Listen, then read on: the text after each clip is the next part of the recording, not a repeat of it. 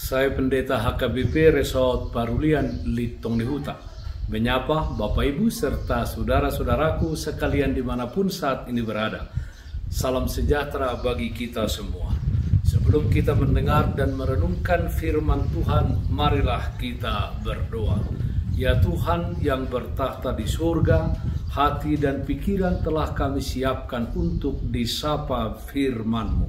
Berfirmanlah ya Tuhan. Amin.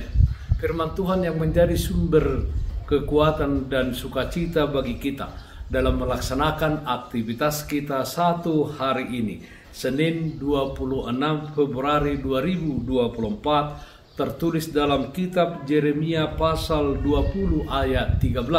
Demikian firman Tuhan. Menyanyilah untuk Tuhan, pujilah Tuhan, sebab ia telah melepaskan nyawa orang miskin dari tangan orang-orang yang berbuat jahat. Bernyanyi dan pujilah Tuhan. Saudaraku yang terkasih dalam Kristus Yesus, tekanan hidup dapat membuat orang tiba pada lembah keputusasaan. Untuk apa aku hidup? Mengapa aku dilahirkan? Bukankah lebih baik aku mati saja selagi dalam kandungan? Begitulah gugatannya dalam batin Yeremia kepada Sang Pencipta. Ia merasa gagal dalam mewartakan sabda Tuhan. Alih-alih mendengar dan bertobat, umat Israel justru memusuhinya. Ia dicemooh, diancam, bahkan dianiaya. Pada akhirnya Pasyur, seorang imam yang menjabat kepala di rumah Tuhan, dihukum oleh Tuhan karena nubuat palsu yang disampaikannya, yang hanya untuk menyenangkan pimpinan bangsa dan umat Israel. Pasyur juga melakukan kekerasan kepada Nabi Yeremia dengan memasungnya. Saudaraku yang terkasih dalam Kristus Yesus, meski mengalami pergumulan berat, kecewa dan putus asa, Yeremia tidak bisa memungkiri panggilannya untuk menyampaikan firman Tuhan kepada umat Israel. Dia menyerahkan perkaranya yang dihadapinya kepada Tuhan.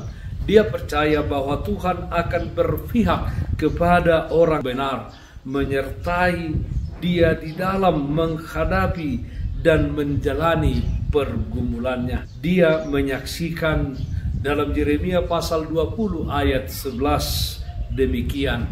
Tetapi Tuhan menyertai aku seperti pahlawan yang gagah. Sebab itu orang-orang yang mengejar aku akan tersandung jatuh.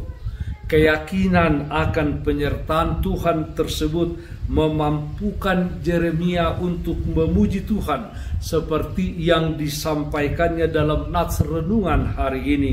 Menyanyilah untuk Tuhan, pujilah Tuhan, sebab ia telah melepaskan nyawa orang miskin dari tangan orang-orang yang berbuat jahat. Saudaraku yang terkasih dalam Kristus Yesus, mungkin kita saat ini dalam kondisi kecewa bahkan putus asa. Mungkin karena keadaan perekonomian keluarga kita, anak kita yang bertingkah tidak baik, suami atau istri yang mendatangkan duka bagi kita. Mungkin juga teman sekerja kita atau mungkin tetangga kita yang selalu mendatangkan sakit hati bagi kita. Ketika kita mencoba berjuang menjadi anak Allah yang baik, tetapi kita menghadapi banyak tekanan dan cibiran, bahkan difitnah. Dengarkanlah suara Tuhan dalam hati kita dan yakinlah seperti Yeremia bahwa Tuhan selalu menyertai dan menolong kita. Dengan demikian kita akan dimampukan untuk selalu bernyanyi dan memuji Tuhan karena kita yakin akan keberpihakannya kepada kita sepanjang kita hidup benar di hadapan Tuhan. Tuhan pasti melepaskan kita dari situasi yang sulit dan dari tangan-tangan orang yang hendak berbuat jahat kepada kita. Berjalanlah bersama-sama dengan Tuhan, bernyanyi dan pujilah Tuhan. Amin. Mari kita nyanyikan Bukende nomor 3 ayat 1, puji Jehovah ale todiku. Puji Jehovah ale todiku, puji ibana devatami, tagan so sudah dope bohalhu, naing puji yoku basanai, sito padaging tondipe, ikon dipuji sasude. Haleluya, haleluya. Marilah kita berdoa. Yalah Bapa dalam surga, Allah yang kami sembah dalam nama Tuhan Yesus Kristus.